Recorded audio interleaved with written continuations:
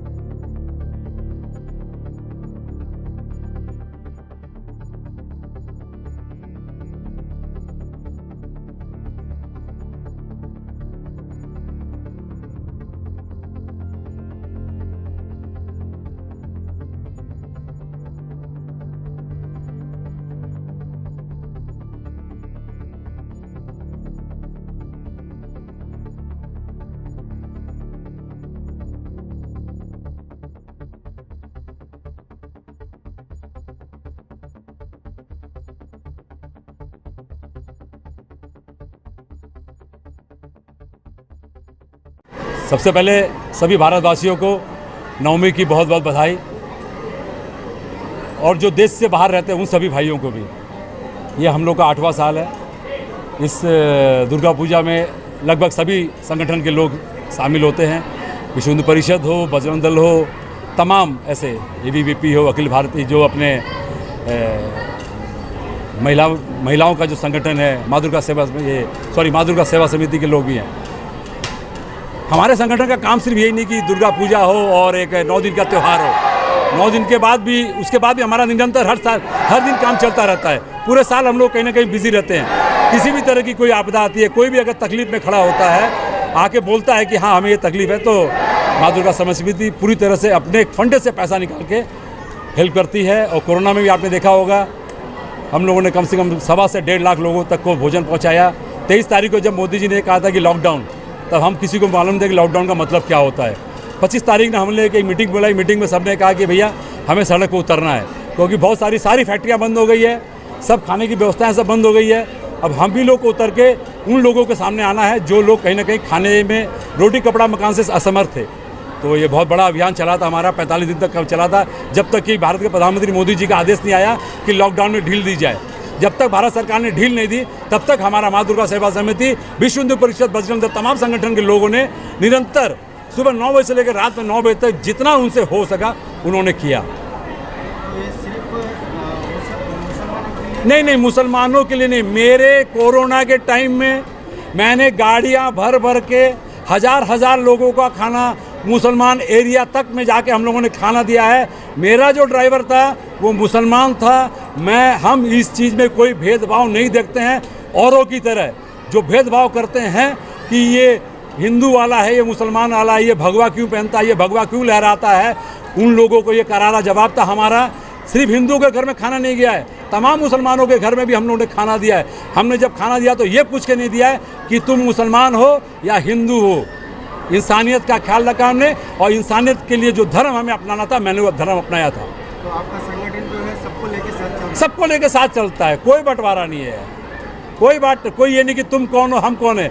सबका साथ लेके चलने की आदत है हम लोगों को। मोदी जी भी ये कहते हैं कि सबका साथ, सबका विकास और सब पे अपना विश्वास, जो कि हम लोगों ने काफ़ी हद तक मेंटेन किया है। औरों की तरह नहीं है कि माइक में और चिल्लाते हैं कि भैया PFI को क्यों बैन किया, इसको क्यों बैन किया, मुसलमानों से नफरत क्यों है। आपने देखा PFI बैन के ऊपर भी काफ़ी अच्छे बुद्धिजीवी मुसलमान लोगों ने आके ये कहा कि हाँ, देश में शांति स्थिरता जरूरी है, उसके लिए अगर किसी पर पाबंदी लगती है तो हम बड़े बड़े मौलाना जो है मौलवी मौलाना, उन्होंने ओपन चैलेंज आके सामने दिया और उनके नाम पे अभी सरतन से जुदा के मैसेज निकल रहे हैं। तो मतलब क्या है ये? अरे आप आतंक फैला रहे हो। मरने वाला कौन है, हिंदू मरा है कि मुसलमान मरा है, ये को मालूम पड़ता है कि नहीं मालूम पड़ता है? मरने के बाद मालूम पड़ा कि 4 मुसलमान और 4 हिंदू मरे। अगर आपका काम अगर 4 हिंदू 4 मुसलमान मरना है तो अगर मौलाना साहब ने कहा है तो मौलाना साहब ने क्या गलत कहा है कि PFI पे बैन लगा है। उस बैन का पूरा हिंदुस्तान जो देश के लिए जीते हैं, देश में शांति चाहते हैं, उन सभी की बातों का हम स्वागत करते हैं। तो आपके इदारे से जो मुसलमानों को क्या कहना चाहिए? मुसलमानों को ये कहना चाहिए कि मुसलमानों को उन ऐसे किसी भी लोगों का समर्थन न करे जो कहीं ना कहीं देश को अशांति में, देश में अशांति फैलाने की कोशिश कर रहे हैं। उनका समर्थन कोई न करे। बहुत पढ़े लिखे मुसलमान भी हैं। आपने देखा अभी उत्तर प्रदेश में योगी आदित्यनाथ जी ने मदरसों की जो जांच पड़ताल शुरू करवाई है। सब खुश हैं कि ऐसा कौन सा मौलाना जो खड़े होकर बता दिया कि नहीं मदरसों की जांच नहीं होनी चाहिए, एकदम होनी चाहिए। हमारे बच्चे खाली, ठीक है, आप उर्दू पढ़े, हम हिंदी पढ़ते हैं, आप कुरान पढ़े, हम रामायण पढ़ते हैं, अच्छी बात है। उसके साथ साथ एक हाथ में कुरान तो एक हाथ में कंप्यूटर। हम वही कोशिश कर रहे हैं कि बच्चों के हाथ में कंप्यूटर भी हो, पढ़े लिखे इंजीनियर बने, देश के लिए कुछ करे, जिस तरह अब्दुल कलाम साहब ने किया था। अब्दुल कलाम बने, आतंक का चेहरा न अपनाए।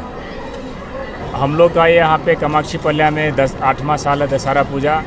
हर वर्ष की तरह इस वर्ष भी बहुत ही धूमधाम तरीके से मनाया जाता है। नवरात्रि का 9 दिन का यहाँ पे सबका उपवास भी रहता है। बहुत सारे सैकड़ों की संख्या हम लोग उपवास करते हैं। और आज नवमी के दिन हम लोग कन्या भोजन करा के नवमी का उपवास को तोड़ के पुण्य का भागीदारी बनने का कोशिश करते हैं और माता से आशीर्वाद चाहते हैं कि सबको सुख समृद्धि दे। और इसी तरह से सालों साल और ही जोश से और ही भव्य तरीके से दशहरा पूजा करें, यही हम लोग कामना करते हैं। सबको सद्बुद्धि दे, हमारा हिंदू राष्ट्र हो, यही हम कामना करते हैं।